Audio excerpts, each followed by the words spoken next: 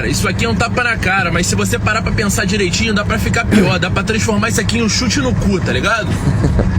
Vai. Olha o valor cheio do carro. Dá pra ver que metade é imposto, correto? Agora para pra pensar comigo. Como é que funciona o IPVA? É o valor da tabela FIP vezes 4%, correto? Sim.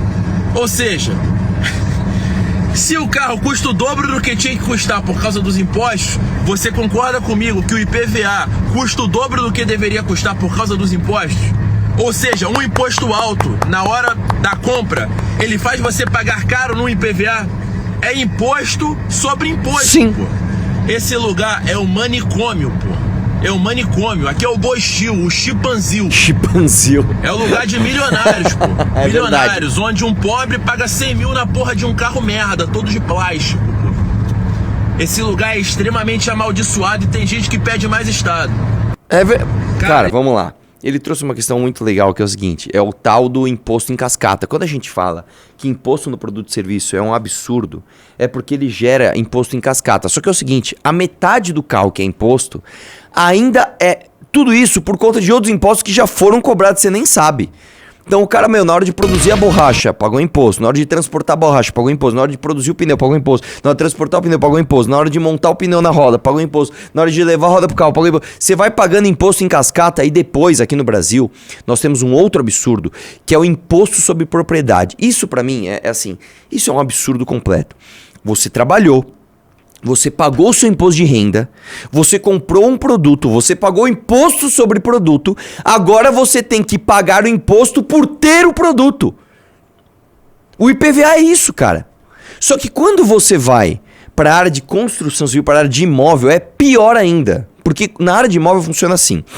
Quando você trabalha e ganha dinheiro, você paga o seu imposto de renda. Aí você vai comprar o terreno, você vai pagar o terreno, você vai pagar o imposto do terreno e você vai pagar o imposto de passar o terreno pro teu nome, que é o ITBI. Depois, você vai comprar o tijolo, você vai pagar imposto no tijolo, no transporte do tijolo, etc. Aí você vai pagar a mão de obra, você vai construir, certo? A partir do momento que você constrói, você tem que pagar o imposto sobre a mão de obra da construção. Então não é que você paga o imposto pro cara que construiu, não. O cara que construiu, você vai pagar o construtor e você vai pagar o imposto sobre a mão de obra daquela obra. É mais um imposto.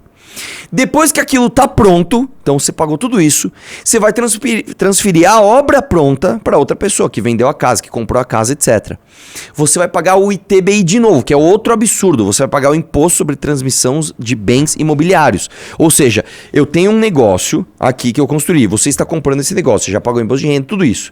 Só para passar, o negócio não sai do lugar. Só para ele não ser mais do João e ser do José, você paga o imposto sobre a porcentagem do valor daquilo. Qual o sentido disso?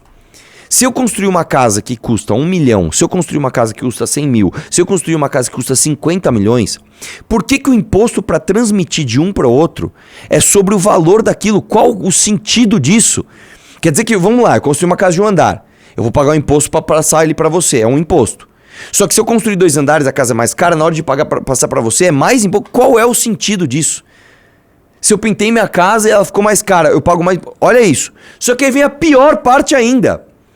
Depois de pagar tudo isso, imposto de renda, imposto sobre produto, imposto sobre a mão de obra, imposto sobre a transferência do bem imobiliário, depois de tudo isso, se você só quiser existir naquela casa, eu só quero ficar parado aqui, eu construí tudo isso, eu só quero ficar parado nesta casa. Você não pode, porque você tem que pagar o IPTU, que é imposto sobre a propriedade. Você paga o imposto por ter aquilo. Cara, onde já se viu isso, brother? Eu já contei a história de um grande amigo meu, cujo pai tá com mais de 80 anos. Ele falou, vou me aposentar, vou trabalhar pra caramba, vou construir aqui um prédio e eu vou viver de renda do aluguel desse prédio. Ele construiu um prédio aqui em São Paulo, na Cena Madureira. Ele não consegue viver de renda porque o IPTU é tão caro que ninguém tá alugando lá e ele não pode parar de trabalhar, construir outras coisas, porque senão ele vai perder o prédio dele só de IPTU que ele não vai pagar se ele parar de trabalhar. Assim, isso aqui é o Chipanzil ou não é o Chipanzil? Pelo amor de Deus, gente. Pelo amor de Deus. Aliás, vamos lá, que mais? Estado indenizará aluno chamado de cachimbo de macumba por professor. A Quinta Câmara de Direito Público do Tribunal de Justiça de São Paulo fixou em R$10.000 a indenização por danos morais a estudante da rede estadual alvo de ofensas racistas em sala de aula. O professor afirmou que o aluno parecia um cachimbo de macumba e que evitava ir para a praia para não ficar preto como ele. Ah, não, aí, meu, não tem o que falar, né? Outras pessoas relatadas incluíram frases como não gosto de pretos pobres e burros e generalizações ofensivas aos estudantes da escola. O tribunal reconheceu a responsabilidade objetiva do Estado pela conduta do docente, que eu também concordo. Eu acho que o tribunal acertou reconhecer a responsabilidade objetiva do Estado pela conduta do docente. Eu acho que sim, o Estado tem que se responsabilizar. Você está colocando um aluno dentro de uma sala de aula, você tem que saber quem é que está dando aula para aquele aluno, tá? Destacando que o ambiente escolar deve ser... Agora sim, esse cara, ele tem que ser preso. Pra mim ele tem que ser preso. O cara que entra... Eu vou te falar uma coisa. Não é nem só pelo racismo. Porque o racismo em si, ele já é um crime imprescritível e inafiançável.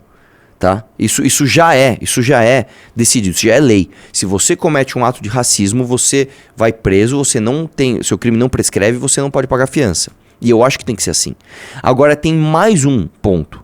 Eu acho que uma pessoa que entra numa sala de aula com crianças e não tem o devido cuidado com aquelas crianças, também deve responder criminalmente por mais uma tipificação que eu nem sei se existe, que é a falta de cuidado com a criança.